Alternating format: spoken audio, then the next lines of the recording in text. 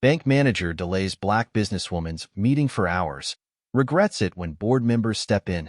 A routine banking appointment turns into a shocking display of discrimination when a black entrepreneur faces unjust delays. But when the board members arrive, everything changes. How will Olivia Carter, a determined and successful real estate developer, respond to this treatment? And what lesson will the bank manager learn? Stick around to find out, and let us know in the comments where you're watching from. Don't forget to like and subscribe for more eye-opening and inspiring stories. A businesswoman with a vision, Olivia Carter adjusted her blazer and stepped into the grand marble lobby of Summit Trust Bank. Her heels echoed against the polished floor, a sound of confidence that reflected the years of hard work and resilience that had brought her here. She was on the verge of securing the final piece of financing for her latest project, an affordable housing development designed to uplift the very community that raised her.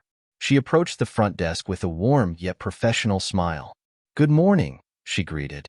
"I'm Olivia Carter, here for my 10 a.m. meeting with Mr. Whitman." The young teller behind the counter hesitated for a moment before nodding. "Let me inform Mr. Whitman that you've arrived. Please have a seat, Miss Carter." Olivia thanked her and took a seat in the waiting area. It was 9:55 a.m. As someone who valued efficiency, she had arrived early. She glanced at her phone, reviewing notes in preparation for the meeting. The loan was practically a done deal.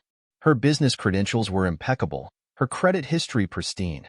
This was supposed to be a simple formality, but as the minutes ticked by, an unsettling feeling crept in. At 10:10 a.m., she noticed the teller whispering to a colleague while glancing in her direction. At 10:30 a.m., Olivia approached the counter again.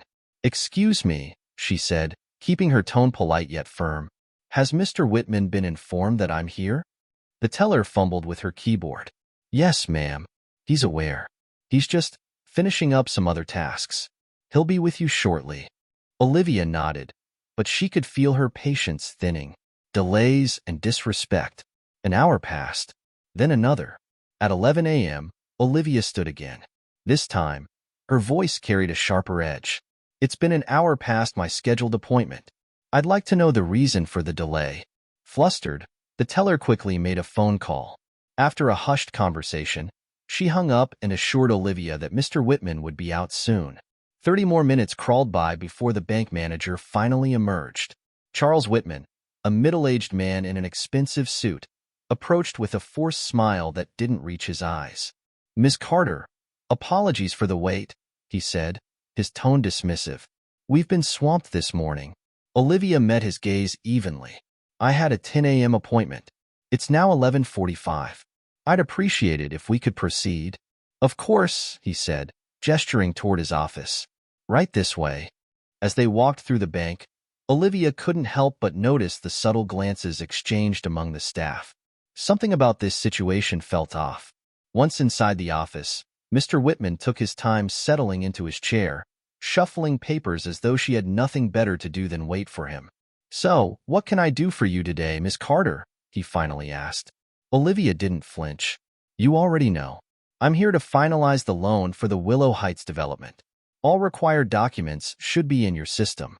Whitman leaned back, a smug smile curling his lips. "Ah, yes. That's quite the undertaking." "Yes, it is," Olivia replied. "But as you'll see, I've met every requirement." Whitman's expression barely changed. "Well, these things take time," he said, his voice dripping with condescension. "I like to review these matters personally." Olivia knew exactly what was happening. He was stalling, testing her patience, asserting control, but she refused to let him see her rattle. "Take all the time you need," she said smoothly. "I'll wait right here." For another hour, Whitman leisurely clicked through her files, asking irrelevant questions. Olivia remained composed, answering each one with precision. But when the clock struck 12:45, she had had enough. "Mr. Whitman," she said, standing, "I value professionalism and respect, and I expect the same from those I do business with. If there's an issue with my application, I'd appreciate direct communication. Otherwise, I believe we've wasted enough time." Before Whitman could respond, there was a knock at the door. A powerful presence. A junior employee, Emily, stepped in nervously. Excuse me, Mr. Whitman. The board members have just arrived for their meeting. Whitman's face paled. He stood abruptly, smoothing his tie. Of course. I'll be right there. Emily hesitated. Actually, one of the board members specifically asked to see Ms. Carter. Olivia arched an eyebrow. Whitman's discomfort was now undeniable. In the executive conference room, the board members were engaged in conversation. At the center of the group stood Henry Grayson, the bank's regional director. When he saw Olivia, his face lit up with a warm smile. Olivia, it's been too long. Mr. Grayson, she greeted, shaking his hand. I trust Mr. Whitman has been taking good care of you? Grayson asked, his tone light but his eyes sharp. Olivia hesitated. Let's just say the morning has been eventful. Grayson's smile faded. Is that so? As the board members listened, Olivia calmly recounted the morning's events.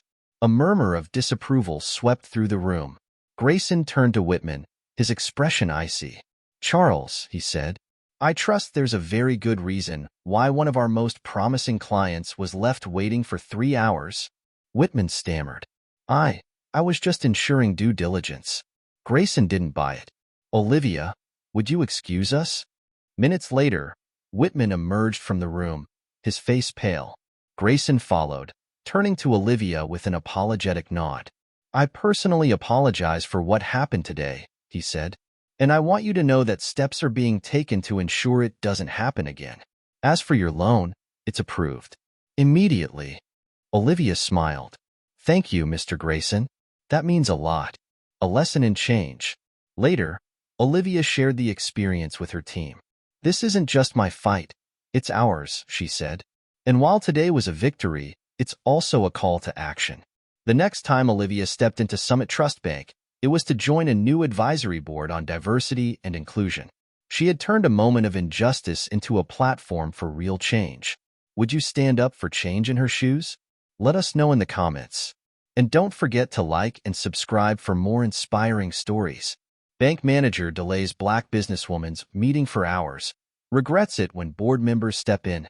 A routine banking appointment turns into a shocking display of discrimination when a black entrepreneur faces unjust delays. But when the board members arrive, everything changes. How will Olivia Carter, a determined and successful real estate developer, respond to this treatment? And what lesson will the bank manager learn? Stick around to find out, and let us know in the comments where you're watching from. Don't forget to like and subscribe to Story Precious for more eye-opening and inspiring stories. Lessons to take away. This story teaches us the importance of standing firm in the face of discrimination and never allowing others to undermine our worth. Olivia Carter's experience is a reminder that professionalism, composure, and resilience can turn moments of injustice into opportunities for real change. Integrity and patience. Olivia remained composed and professional despite the blatant delays. Her ability to stay calm allowed her to turn an unfair situation into a learning moment for everyone involved. Using influence for change.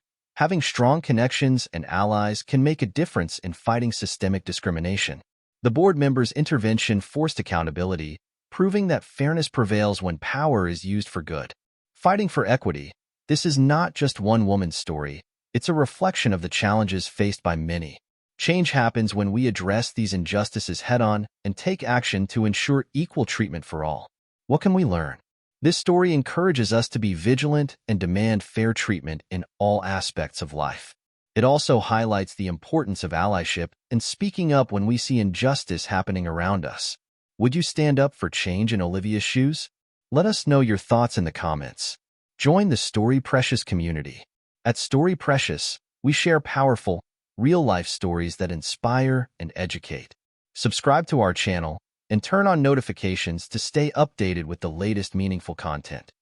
Let's create a world where respect and fairness are not optional, but the standard for everyone.